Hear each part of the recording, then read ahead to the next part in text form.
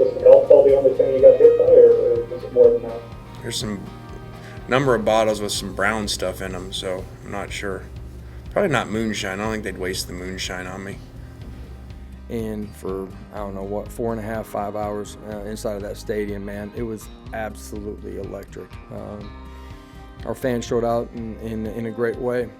It's, I'm going to be honest, man, that's why I wanted to be here, because I believe in the power of the T. I believe in this university, believe in this athletic department, and I believe in this fan base, man. And tonight was a great showcase of that.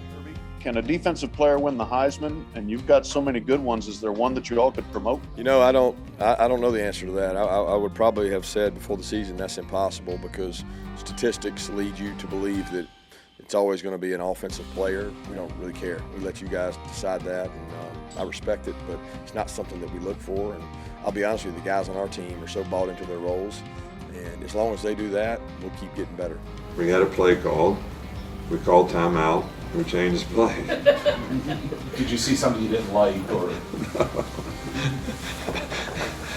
You want to know the truth? I'm not going to tell you the truth. I'm not going to throw anybody under the bus.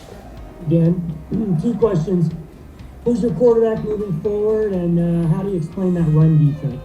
Yeah, those are 2 really good questions. Welcome in to the latest episode of that SEC podcast. I'm your host, Michael Bratton.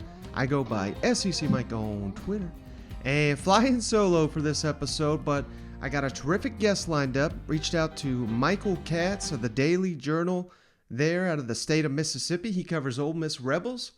So wanted to go a little bit deep dive on Ole Miss and Lane Kiffin. And I think you guys are really going to appreciate this interview with Michael Katz. And we just had the SEC teleconference here on Wednesday, so we got news and notes from that, as well as a couple other items around the SEC. So it's going to be a great show.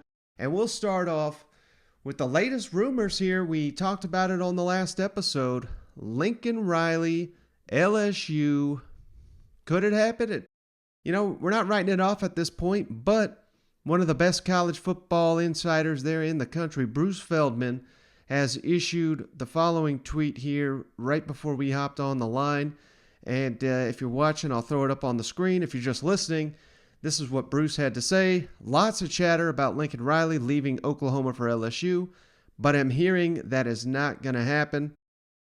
Of course, Bruce Feldman, again, one of the best in the business, Fox Sports, The Athletic, very plugged in there at LSU. He's one of Coach O's buddies, written 2 books about Coach O. One about Meat Market. That's one of my favorite books of all time. If you've never read that, it's on Coach O, behind the scenes recruiting there when he was Ole Miss head coach. And then they did another book here recently on the national championship season. So very plugged in to the situation there at LSU. Again, he's not definitively saying that Lincoln Riley's not coming to LSU, but hey, if he's putting it out there, it's this is worth noting. That's kind of why I wanted to lead the show off with it. After starting last episode with that, I just figured we'd start with that news on this episode. But hey, moving on from coach hiring, how about coach firing? Now, I never put a whole bunch of stock into any coaching odds when you see hires, fires, and all that. These are more for entertainment purposes than anything, but I just thought this was kind of fun. I shared it on my Twitter there. But sportsbetting.ag has come out with their odds for the next coach to be fired. And the favorite, according to sportsbetting.ag, Dan Mullen. 3.5 to 1 to be the next head coach fired. That's over Manny Diaz, Miami coach. Man, something down there in the Sunshine State. No one can be employed. Mike Bloomgren, Rice, 5 to 1.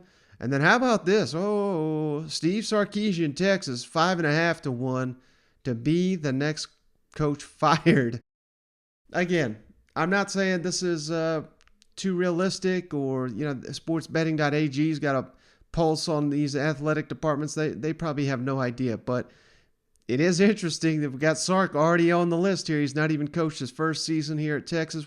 If you missed it, the AD has come out and he issued a statement basically saying our roster's in shambles. Don't put this on Sark, but it's pretty rare you get that year one of a coach without some kind of major scandal. I don't know. That's funny to me. Dan Mullen, again, the odds-on favorite according to sportsbetting.ag to be the next coach fired in college football. All right, let's move on to the highlights of the SEC Coaches Teleconference. There were a couple good comments here that I really thought the listeners would appreciate, and it starts with Kirby Smart, who, before he became a coach, he was trying to get in there. You know, he was a defensive back for the Georgia Bulldogs after his collegiate career. I didn't think he spent any time in the NFL, but apparently he was with the Colts trying to get on the roster. And who was he in rookie minicamp with? None other than Arkansas All-American Brandon Burlsworth, who tragically died there before ever setting foot on the NFL for a regular season game after being drafted. I think he was a second or third round pick after being, of course, a walk-on. His story well known.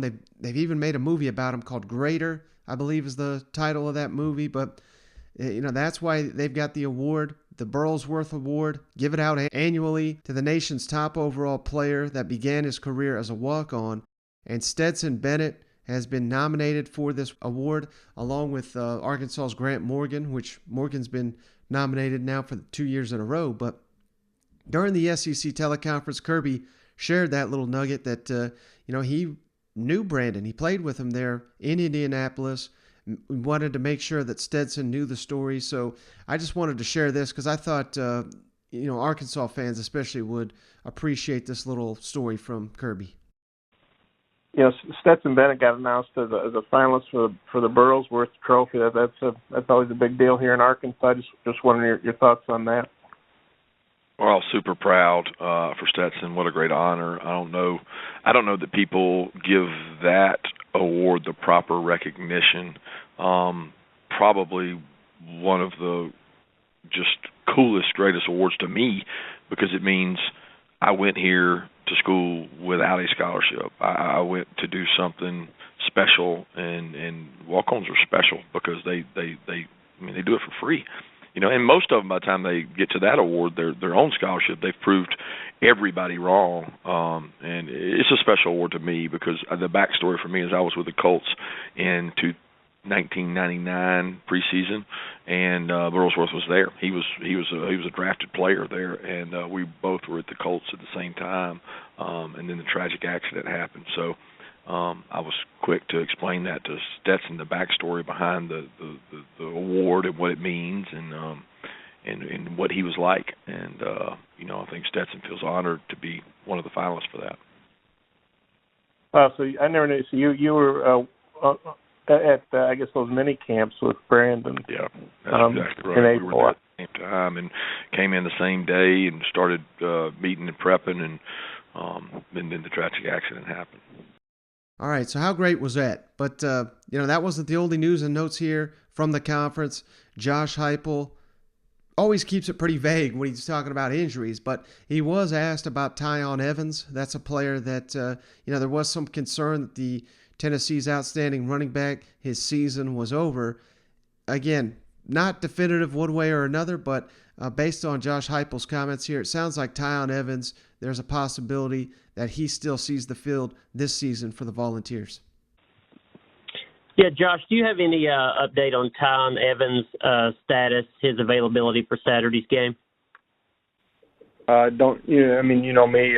We typically wait till the end of the week before we make a decision on any of our guys. So, just looking long term, is there any concern with you that Tiyon may not be back this season? I know you've commented before if guys are out long term or not. Yeah, don't believe that's the case. All right, then the big one here, I thought, from the coaches teleconference. The rumor that will not go away. Speaking of LSU, Jimbo Fisher, he was asked. I don't even think he was truly being asked about LSU, but he was asked about his recent comments about, he'd have to be the biggest idiot in the world to leave College Station with all the talent he's assembling there to go to LSU. So let's kick it over to Jimbo, who once again makes it known that, hey, I'm staying here at A&M. But this is maybe the most definitive that he's come across with these statements. I know you've already been asked about the LSU connection, and you made it very clear that you'd have to be the dumbest individual to go to LSU. But it doesn't mean this. And I don't want to clarify. They're not the dumbest. LSU is a wonderful place. But we're doing great things here, and we're recruiting very well. And we've got great classes coming and everything else. That's my point. I wouldn't want to play against all these guys I'm signing right now. There's no disrespect to LSU in any way, shape, or form. But I love being at A&M. I love everything that's here, what we're doing, what we're building, and what we're recruiting. And that's what I plan on being here for a long time. And that's kind of where I was going, Coach. I really wasn't trying to put words in your mouth. No, I know that. I wanted to clarify. I mean, I saw a headline on that yesterday. Somebody said that, and I said, I didn't say that. They kind of conveniently left out the other part of the headline. I was just trying to clarify. I wanted to get that clarified on the record. I'm not helping you, Steve. I promise. I appreciate that, Coach. But with those ties in particular, it just and the amount of success that you've had at every stop as well along your stops, does this help or hurt in recruiting when your name does get tied with another school? Well, I mean, it's either way. I mean, if you're honest and you address it and you're thinking, listen, if people think that much of it, they want you there, that's obviously if somebody wants your coach there, they think highly of you. You know what I'm saying, or what you've done, and I think it can help. But I think you got to clarify, and depending on how long you let things ride and do the thing. That's why I try to get out in front of this thing and say the statements in which we have. And like I say, that's a wonderful place. But I'm very happy here, like what we're doing, and we're recruiting some great classes and great people, man. And I don't want to play against these dudes. Thank you, Coach. Thank you. All right, so there you got it from Jimbo. And, I wanted to wrap this all around because, hey, it's sneaking up on us. If you don't realize, National Signing Day, or at least the early signing period, I guess we got to call it, is a month away. And by the time you listen to this podcast, it'll be less than a month because that begins on a Wednesday, 4 weeks from now, runs through Friday, of course, 72-hour window for prospects to sign, and about 85% of prospects sign during their early signing period. And like Jimbo says, they have assembled one hell of a class. And look at some of these guys here that Texas A&M is trending with on the recruiting trail. These are not even prospects that they have committed at this point, but they're getting crystal balls for these guys. Again, that's an inexact science. Nothing's done until they sign on the dotted line. But 5-star receiver Evan Stewart, the number 3 player in the country, the number 1 receiver. 5-star defensive lineman Shamar Stewart, who's the number 8 overall player in the country, the number 3 defensive lineman.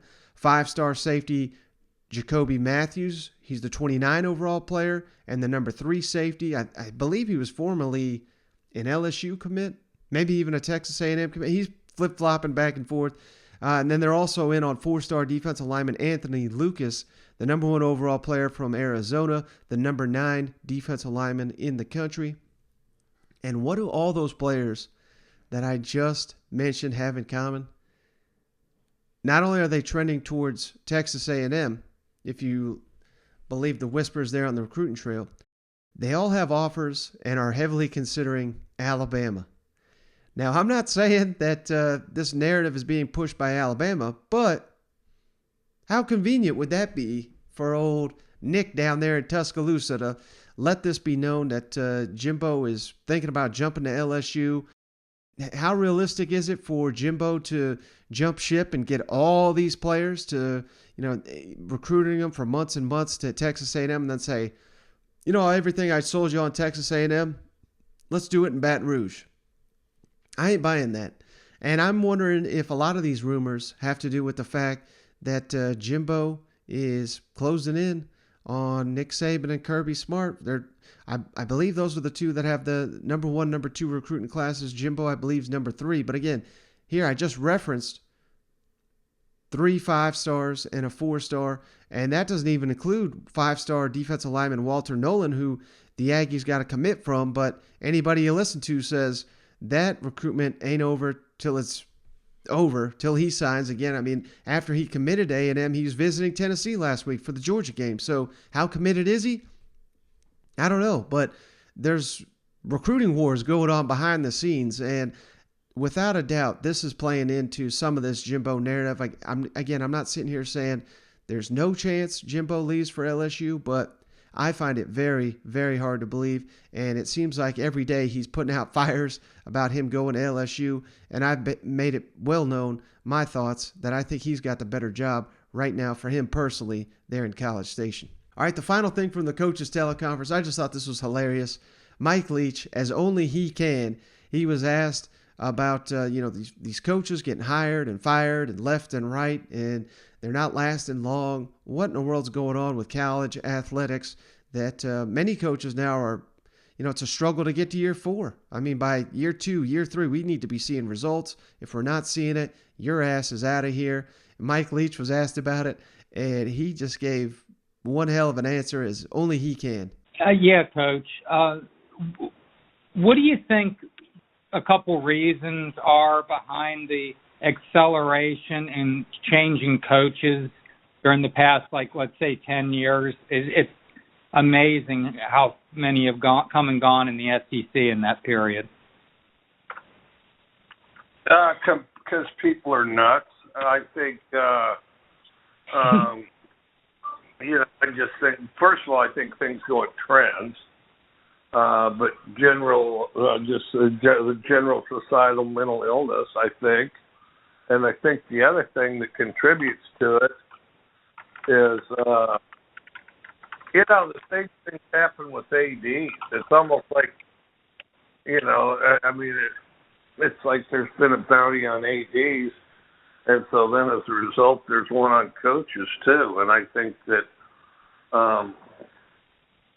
and to me it seemed like when people were all stuck at home with COVID, there's all this nervous energy. And you saw a bunch of ADs and coaches get fired. Hadn't even coached games, or for that season. They had to coach the AD for a year or two before. We're not going. Hey, let's fire somebody. So, I think that what you're saying is accurate, but I don't think it's productive. It's like if you're a farmer and you go out and say, well, I want to grow corn, and you plant some corn and it grows 6 inches, and you say, well, it didn't grow fast enough, so you yank it out of the ground, and then, and there's coach after coach in the NFL Hall of Fame, back in the day, that if you held them to that standard, they wouldn't be there. They'd just be gone. Yeah, it seems so. And when you say mental illness, and I know you're being a little facetious, but what would you say the malady is? What's that? What would you say the malady? What is the malady? Is it impatience, anger? Fans get so outraged on social media now. What is it? Well, I think there's probably a number of things, and I haven't thought about this very much until you've asked me. But I think that the addiction to machines is part of it. Then instead of people. One, communicating with one another, and then two, making their decisions based on kind of independent thought. I think then a lot of times on machines and social media do the thinking for some people, and I don't think that's very healthy. I appreciate the insight. Thank you. All right, thanks. So society's falling apart.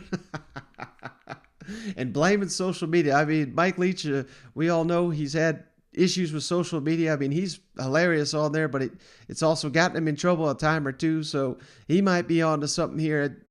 This is maybe my favorite comment of the entire season right here, but this just seems like Leach shooting from the hip, like that's all he seems to know how to do, and I thought it was just hilarious. Staying in that state of Mississippi, let's kick it over to our interview with Michael Katz of the Daily Journal in Mississippi. This is a really good interview. I think you guys are going to appreciate it. And we touch on the Egg Bowl, of course.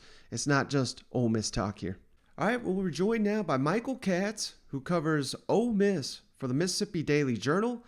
Give him a follow on Twitter at Michael L. Katz, and that's with a Z. And give a follow to the Facebook group, too, with Ole Miss Discussion with Parrish Alford and Michael Katz. Michael, thank you so much for joining me. I really appreciate it. Hey, thanks for having me. How are you doing today? Oh, man, I'm doing good, but I'm not doing as well as Lane Kiffin and them Ole Miss Rebels coming off of such a big win there against Texas A&M. I want to ask you all about that, but before I get to that, I caught one of your interviews there with Paul Feinbaum, and I had no idea until I heard that you actually, have a previous experience there with Lane Kiffin going back to your days at Southern Cal. Can you tell me a little bit about that, and how have you seen Kiffin grown as a head coach since that time? Yeah, it's funny. Every time you think the world can't get any smaller, it somehow does. That 8 years after I graduate, Lane Kiffin and I would both be in Oxford, Mississippi, of all places. But he was the head coach when I was a student reporter for the Daily Trojan. I covered them in 2012. Was the year I traveled with the team. He was fired in 2013, and a lot has happened since then. And that was one of the things that Paul was really interested in, is just kind of hearing how he's kind of different. And the way I guess the best way I can sum it up is, obviously there's a big difference between a 30-something-year-old and a 40-something-year-old, just in terms of maturity and the way they handle things. But I think the biggest thing for me is I think Lane is having a lot more fun with kind of being, part of the joke and the brand, if you will. I think he enjoys kind of poking fun at himself and other people on Twitter. I don't know if he was necessarily super comfortable with that aspect of it. During his USC days, he's really kind of he's done a really nice job of laughing at himself and the things around him. And I don't know if that was something that I really could have said about him when he was at SC. He was a early 30s guy,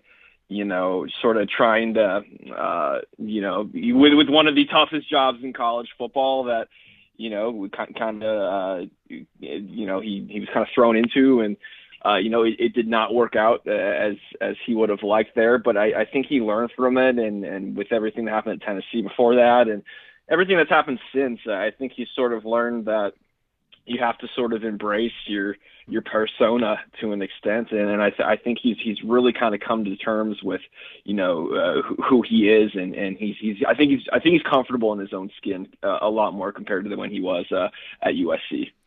Yeah, and that last season that you referenced, was that the year they went to the Sun Bowl? And am I correct on that? It sure was. It was the preseason number one team that finished 7-6. I've never been good luck, so apparently I'll wear that one. When I worked at NFL Network, there was a lot of USC alums in there, and they told me some wild stories of that year. But maybe that's for a different time here, because we're on to bigger and better in the SEC. But speaking of that, I know. So clearly, you've covered Southern Cal. You've covered. You were up there in Wyoming, I believe, before you came to the SEC. So I really wanted to ask you: has there been a moment where you're like, "Holy shit! Like this SEC is different"? Has there been a moment like that for you? Yeah, I think it really hit me when I went to Bryant-Denny a month and a half ago, or whatever it was, because that was the real first SEC road game. Mm-hmm. I grew up, going to the Rose Bowl and stuff, and that's a very different experience. I grew up, 10 minutes from there, and that's its own, majesty, but it's not a true road game for anybody. Going to that, and I would say Tennessee, which had its own issues in terms of golf balls and mustard being thrown on the field, but I had never really seen that sort of 100,000 people just that excited and singing along to songs and just being, from start to finish so into a game. I think that was the moment where I said, oh man, this isn't, I love the Mountain West. I had some great times there, but it's moments like that where it really hits you that you are covering something a lot bigger than, a Wyoming-Boise State game. Mm-hmm. Now, how about the Grove? There's so much, talk about it. I'm sure when you got this job, people were referencing it all the time. Did the Grove and that experience, did that live up to the hype for you? It's so funny because everybody's been telling me about it. My first trip to the Grove was actually this last weekend for game day. Oh, wow. I didn't even know where it was. I just had to follow somebody who knew where they were going. It turns out it was like literally right next door, like the parking lot I normally use it. So that was nice. But, I'd heard about it and it obviously has a great reputation. And I had just never I kind of hit the ground running when I got here in August and haven't really had a ton of time to, explore that kind of stuff. So I went out there for college game day bright and early, and man, it's, it seems like an awesome place to just, do the whole tailgate college football thing. It's beautiful. It's got all the shade and the trees. It's on campus. It's close to the stadium. It really, I think it's really sort of what tailgating in college football is all about. I went to USC, and tailgating there's a little bit different because the Coliseum isn't like where you tailgate. You tailgate on campus, and it's kind of spread around. And tailgating at USC is, a lot of great memories, but it's just a little bit different when you have a sort of place like the Grove where everybody kind of collectively goes. And it was really cool to see those 1,000 plus, however many fans there were there bright and early. Some of them got there at like 8 p.m. the night before, which is insane.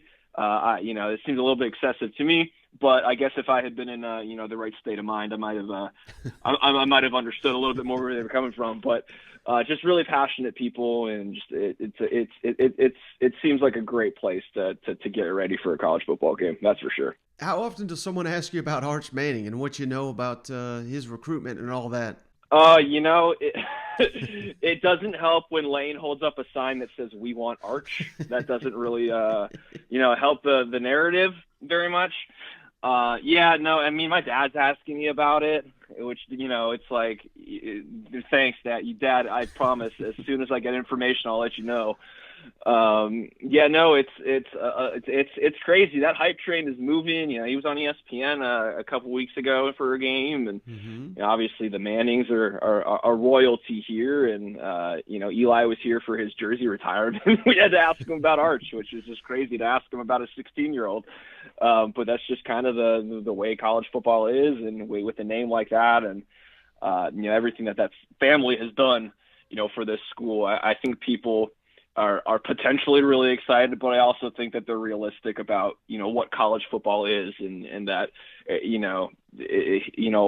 much as I'm sure he loves Ole Miss, there's going to be a lot of other factors that come into his recruitment. But I think people are cautiously optimistic, but, if it doesn't work out, I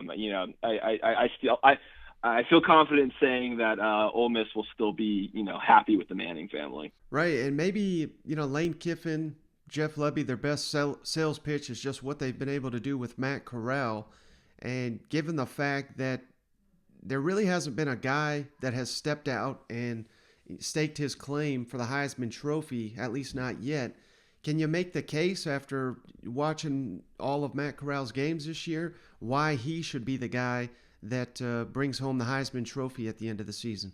Yeah, so I know that the Heisman it's a lot of numbers, and it's window dressing to an extent, because listen, not every Heisman voter can watch every game. That's just how it goes, and I get that. Numbers do matter, but I said this on Twitter a week or two ago that I thought Matt Corral. I don't know who's going to win the Heisman, but I think he's the most important player in college football to his team, and I say that because that offense, everything they do, from the running game to obviously the passing game, everything, their tempo, it is all predicated on Matt Corral being back there, because his ability as a runner opens things up for that trio of running backs. He's got a golden arm. I think we all know that. I really think that his importance to that team can't be understated, and he's got I think he's got 17 touchdown passes and 2 picks, and then 10 rushing touchdowns, which are, those are really nice numbers. But, you look at the Heisman Trophy winners, they're usually in like the 30s and 40s when you look at, total touchdowns and whatnot. But, I think you kind of have to put Matt Corral's season into context. He was on one leg for a while with, got carted off, during a game and came back in, a few minutes later. He's had a lot of receivers out. But I think the most important thing is that Ole Miss has been winning games, and he has not turned the ball over. And that was always kind of the thing with him is, last year I think he threw 11 interceptions in 2 games, and the rest of the season he only threw 3.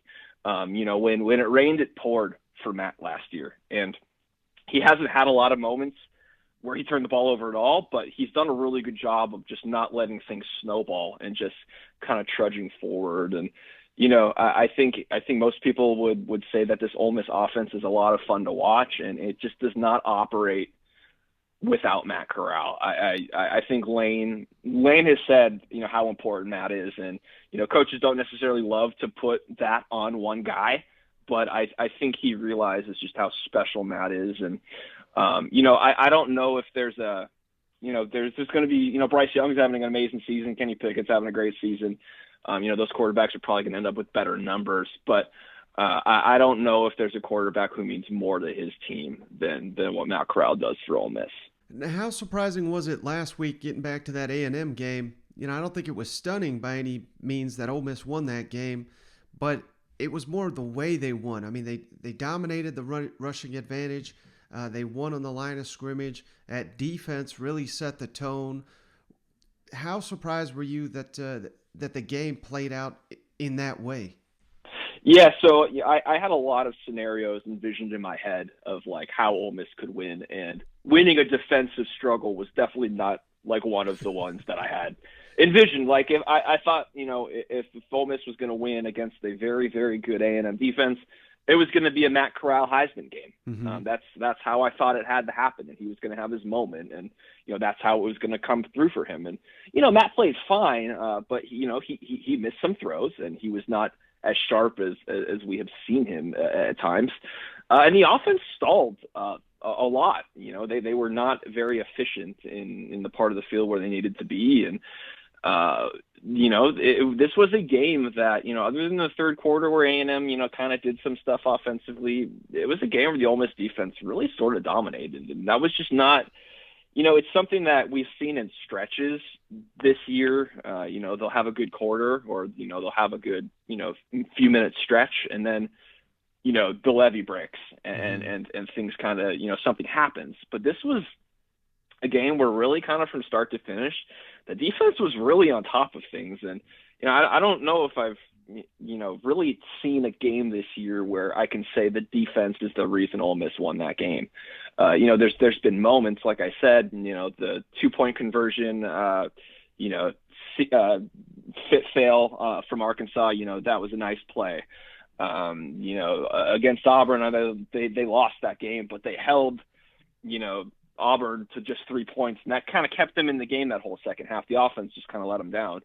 There have been games where you've seen the defense kind of, make an impact, but it's never been really the reason that a game was decided. And this was just a really, really impressive performance. I honestly thought that A&M was going to be able to run the ball with those 2 good backs and that big physical offensive line. And, I will eat crow on that one. I was wrong. The Ole Miss defense really, really stepped up. All right, Michael, I really appreciate your time. I just got one more thing for you.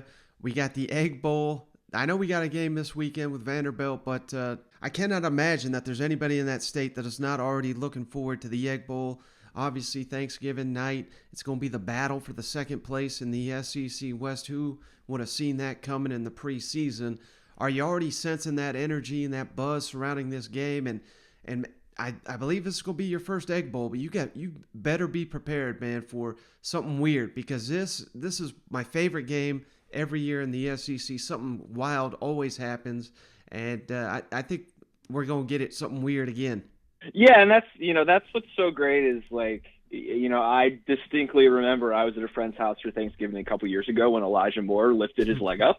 I remember that. I remember Matt Corral getting in the face of Jonathan Abram, I believe it was. That was a whole situation. It's just every year there is just something that is so abnormal, but that's just so that's what makes it great. And there is so much energy just with late on game day saying that Mike Leach is the best offensive coach in college football, and then Mike Leach saying oh no, I think he's just saying that. There's a good sort of banter between the two. They're just very good for in that aspect of things. And not to mention that, Mississippi State, they have a couple of really weird losses, but they've also got a few really, really good wins. Mm-hmm. And, they're back in the top 25 of the CFP. I'm imagining they're going to take care of business against Tennessee State this weekend.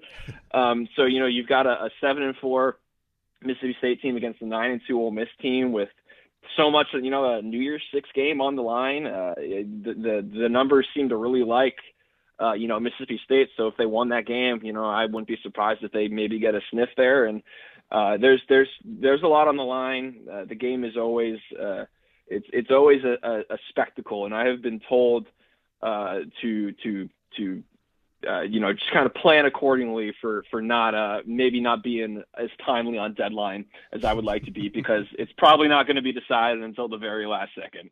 Absolutely. All right, well, he's Michael Katz. Got to give him a follow at Michael L. Katz. And don't forget to check out the Facebook group, Ole Miss Discussion with Parrish Alford and Michael Katz. Michael, thank you so much for joining me. I really appreciate it. Absolutely. Thanks for having me. All right, so I appreciate Michael joining me. Again, you can follow him at Michael L. Katz on Twitter, and he does a hell of a job there covering the Ole Miss Rebels for the Daily Journal out of the state of Mississippi.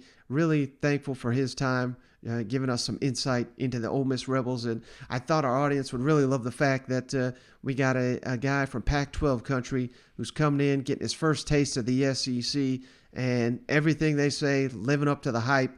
And I mean, it's no surprise to anybody on this show, but it's as true as they say, man. There's nothing quite like the SEC out there. But sticking there on the theme with Ole Miss, let's kick it on down to Oxford, where the Rebels set to host Vanderbilt for their final home game of the season. And interestingly enough, I mean, no one's expecting this to be a game, of course, the way Ole Miss, number 10 in the country, Vanderbilt, they are 2 losses away from 2 seasons without an SEC victory. Massive, massive favorites here are the Ole Miss Rebels. But of course, in a game like this, you always got to be concerned of a little bit of a hangover. How will the Rebels bounce back after beating Texas A&M, after getting, the college game day was there. It was such a hype game. But in Lane Kiffin's mind, a little bit disappointed.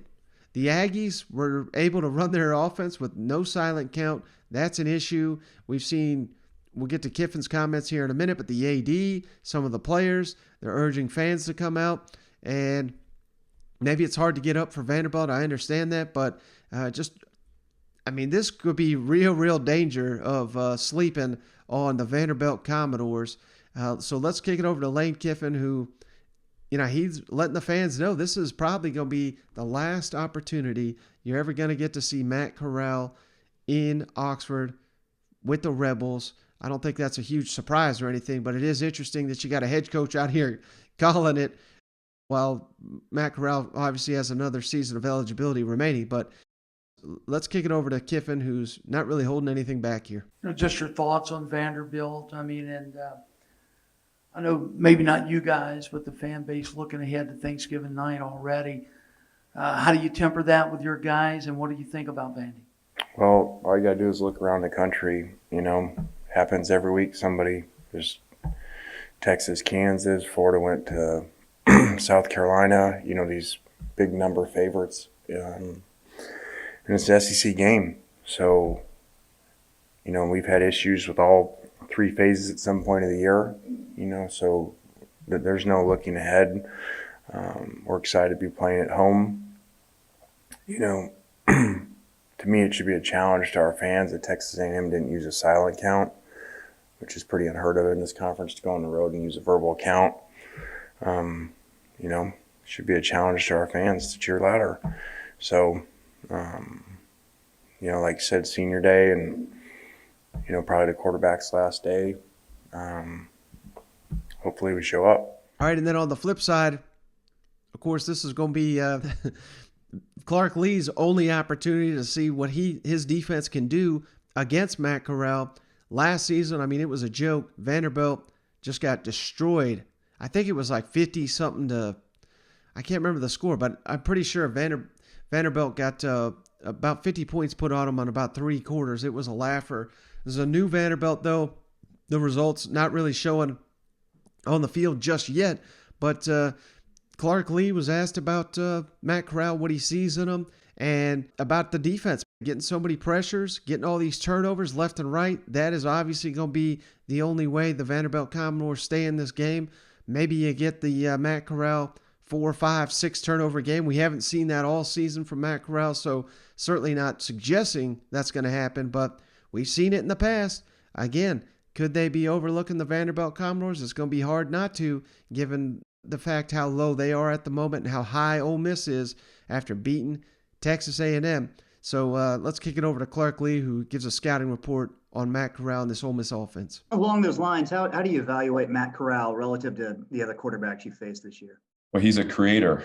He's a guy that has the ability to extend plays and throw from multiple arm angles and find open receivers. It's not going to always be the way it looks in the playbook. It's gonna be his ability to make the play that's required to move the ball forward. He's athletic. He's got a good arm, and he's got good people around him. And so, I think we have a challenge. That's obviously the offense starts with him, as is most of the case, but certainly a guy that we feel like is dangerous and that we're going to have to be attentive to in our planning to make sure we have a chance to slow them down. But he's a good player, and I think what makes him really good is his ability to create. And the play's never over. The receiver's never covered. You got to assume he's going to be able to extend and find somebody late, and we're going to have to be on our toes and addressing that challenge. Outside that one, Chris Pierce interception at the end of the first half, you kind of struggled to generate turnovers against Kentucky. Was there anything specifically that they did to kind of limit that? And, is there anything that you need to do to kind of be able to get more pressure against Ole Miss? Well, I think that you answered the question there at the finish. We weren't able to impact the quarterback. And when you can't impact the quarterback and he can throw in a clean pocket, it's hard to make the play on the ball down the field. And we had opportunities to. I mean, it's the frustrating part of it isn't always like, we have free runners at the quarterback. We have techniques that we use to disrupt the ball, to mirror hand, to impact the arm or the follow through the quarterback that we weren't doing. And so it's getting back to the basics there. It's continuing to make the disruption of the thrower a priority. And when we've had turnovers this season on defense, some of it is guys making plays, but a big part of it is getting the pressure to either speed up the quarterback's clock or somehow impact follow through to get the throw off target. All right. And speaking of job speculation, I meant to put this on the last episode. We were so jam-packed, did not have time to get to it. But Justin Fuente, surely you've seen it by now, he got fired by Virginia Tech this week. And what did that result in? Of course, because it's the rumor mill season. Shane Beamer, Frank Beamer's son, all the connections there. Will Virginia Tech make that call?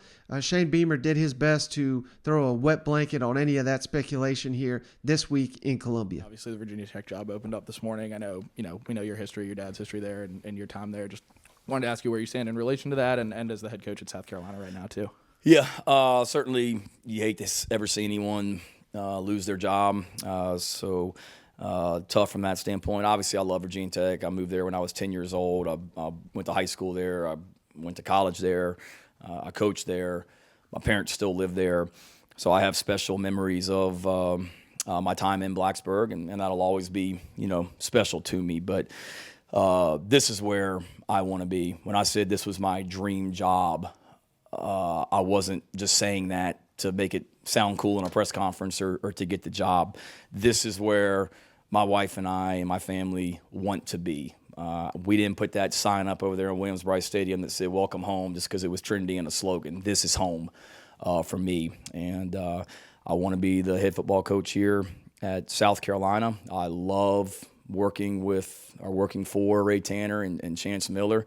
They are fantastic, and we have an amazing relationship. I love this state. I want to live in this state. I love this city. I want to live in this city.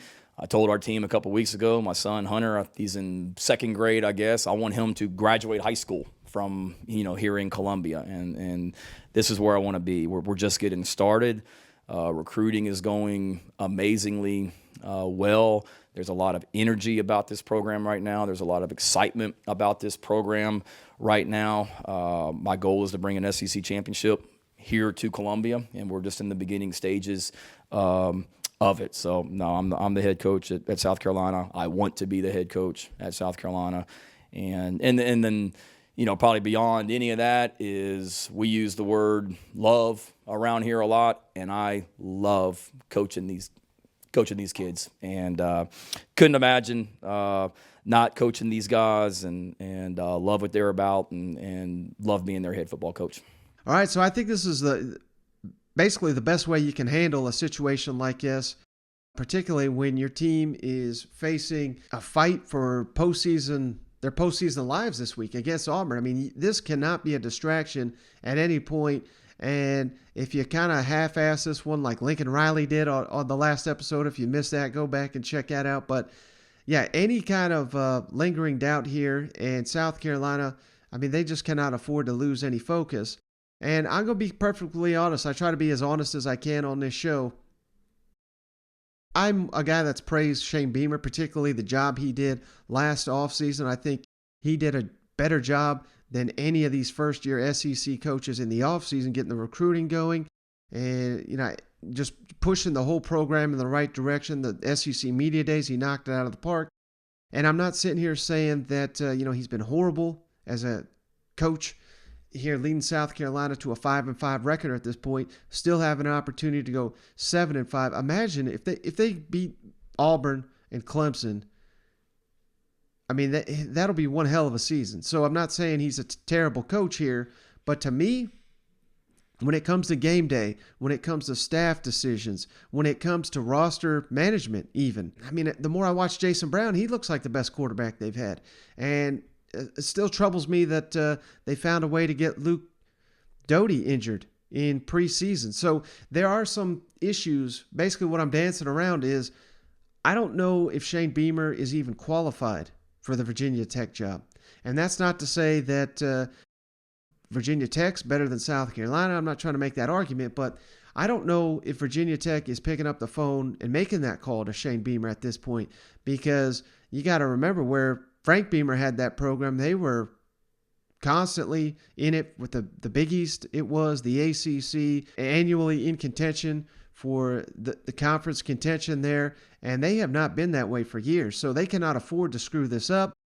Would Shane Beamer be a good hire? Potentially, he would be. But I don't know, man. I'd go with someone a little bit more veteran, in my opinion. But, hey, that's just my thoughts on it. So I really don't think South Carolina, in a roundabout way, I guess I just backhanded complimented you. And not even your program, but more Shane Beamer.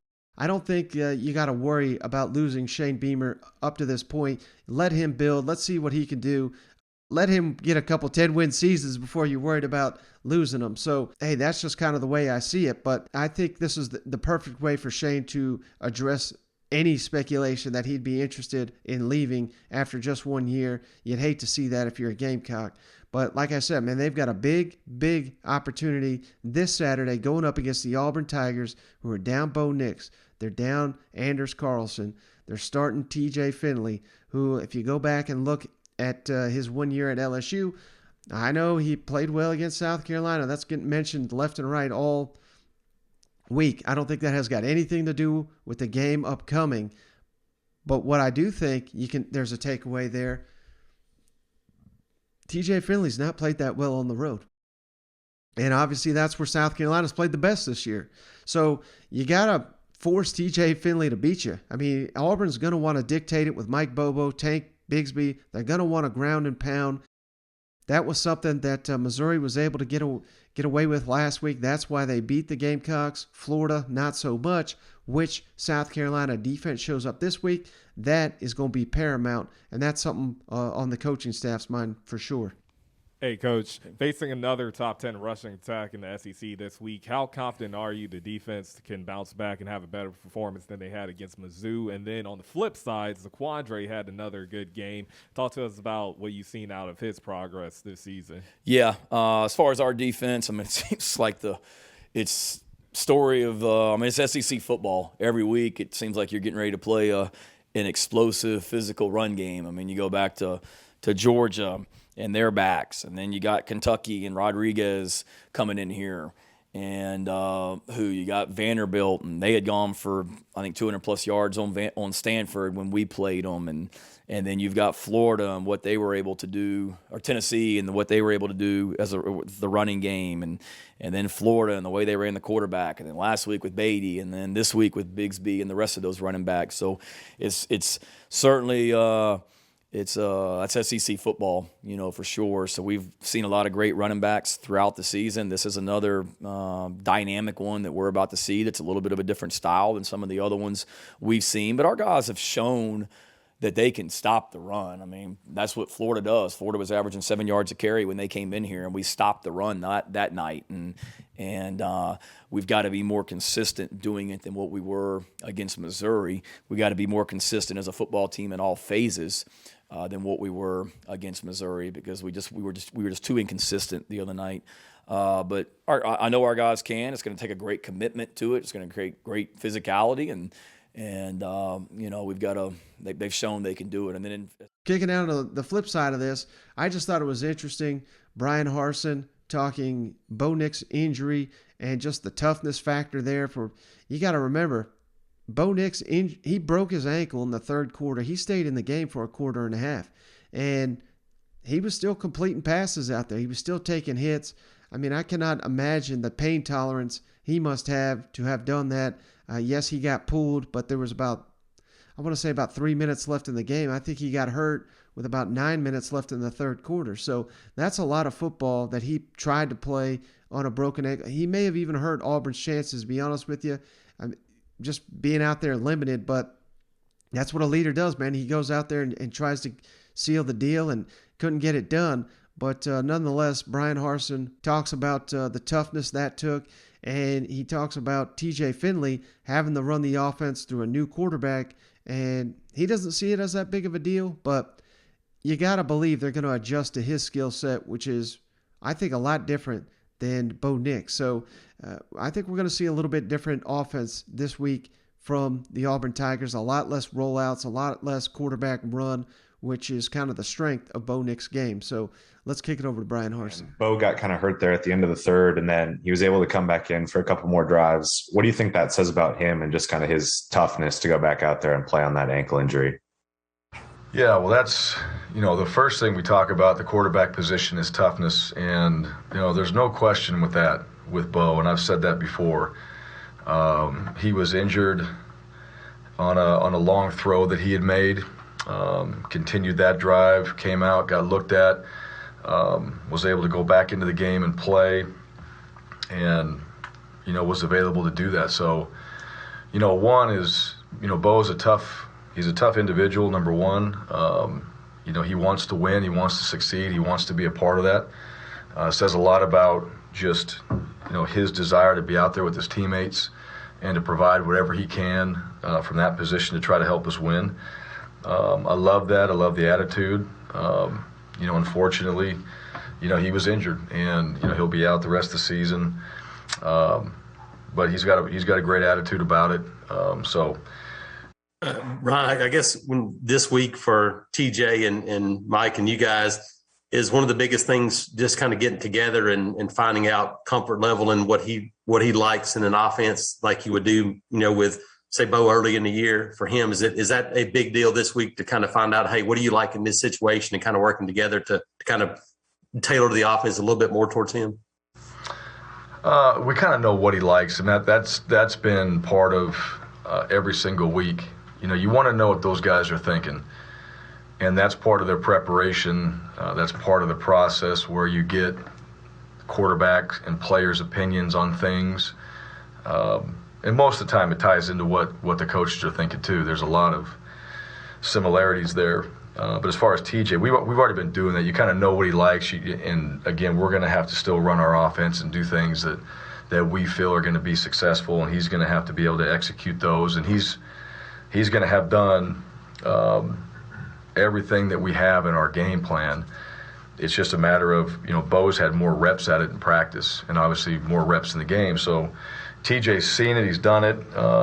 He's going to get all the reps, all those starting reps this week and have himself prepared from that standpoint. And then, certainly his opinion and some of the things that he sees as he studies the film, because each player is a little bit different, in what they do like. And so it might be a little more of this, a little less of that. But at the end of the day, we still got to go operate our system and then execute it and make sure that, everybody else has been in there playing. Those guys raise their level of play as well. So that's the thing. When somebody gets injured, I don't just think that player has to come in there and be the guy that brings everything. It's the guys that have been playing, the Nick Brahms, Kobe Hudson, Tank Bigsby's. Those guys that have been playing, those are the guys that have to raise their level of execution too when you have a new player come in that hasn't had as many reps and has the same experience as some of those guys that are going to play for us in the game. So I'm counting on those guys to raise their level this week and their execution, make sure they're doing their job so TJ can go in there and just operate and do what he's asked to do and play quarterback the way we know he can and go out there and get himself ready and prepared, and then come game day, go cut it loose and take advantage of your opportunity to play. All right, last thing here, both Nick Saban and Sam Pittman met with the media here on Wednesday to preview this upcoming matchup here in Tuscaloosa. And one player they both hit on, Jon Ridgeway, the big lineman there for Arkansas. He's the guy that really dictated the pace there against the Texas Longhorns and the Aggies. He got a little banged up. Now it looks like he's back to full strength, and we saw it against Mississippi State and LSU. I mean, he is a difference maker there at a position that doesn't necessarily rack up a lot of stacks, but he's just an offensive game plan buster there in the middle of that defensive line for the Arkansas Razorbacks, something Nick Saban is well aware of. And if you think back to some of the games that Alabama has struggled in, Florida, A&M, LSU, they've lost the rushing edge in all those battles. And that's what Arkansas does better than anybody. Now, you could make the argument, Texas A&M, Florida, LSU, I mean, they're loaded with talent. Arkansas doesn't quite have that talent, but I think Arkansas is just one of those teams that their sum is greater than the individual parts. So that's going to be key this weekend going into Tuscaloosa, as well as, they don't talk about it here, but Jameson Williams, getting him limited. But if the Arkansas Razorbacks can find a way to do that, I'm not saying they can. He's the only receiver right now in the SEC with 1,000 yards. And if you go back and watch last year, Alabama, Arkansas, I know Alabama won, I think it was something ridiculous, like 55-3, something crazy. But they had the Heisman Trophy winner, Devonta Smith, and Barry Odom devised a game plan to completely take Smith out of the game. He did have a punt return for touchdown. You can't completely hold Smith in check, but hey, that ain't on Barry Odom. But what will he come up with this year to limit possibly Jameson Williams if they're able to do it? They still got John Mechie, of course. They got some good tight ends. Their running backs, they're down 2 running backs, Alabama is. They do have a very physical offensive line. But I don't know. I've just got a sense. I think it's going to be a very, very tight ball game. And they're going to need Jon Ridgeway to step up in a massive, massive way if that's going to be the case. And that's something Nick Saban and Sam Pittman hit up here on Wednesday. Doesn't get a lot of stats with Jon Ridgeway on their defensive line. I think number 99. What stands out to you about him and the effect that he has on games? Yeah, well, I think their front is really, really good. They're active, they're physical, they're hard to block. They do a good job of rushing. They do a great job of executing the defense. He's physical, hard to block. They play, a 3-down scheme a lot. So it's challenging for those guys to be able to put enough pressure on the passer as well as stop the run, and they do a really good job, and he's a big key to it. Practice intensity all season. How would you assess the way they practiced this week?